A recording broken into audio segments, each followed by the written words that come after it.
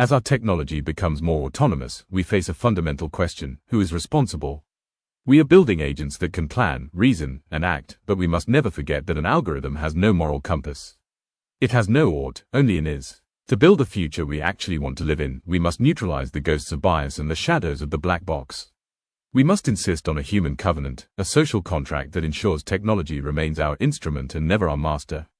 This means protecting our digital sovereignty and ensuring that our data remains an extension of our identity, not a product for extraction. Accountability cannot be automated. Empathy cannot be programmed. Ethics cannot be outsourced. Being a sovereign human in the agentic age means holding the line between can we and should we.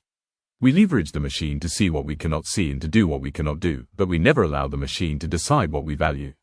As we integrate these powerful multipliers into our clinics, our cities, and our lives, let our success be measured not by the speed of our processes, but by the flourishing of our people. The machine is the brush, you are the artist. Ensure the masterpiece is human.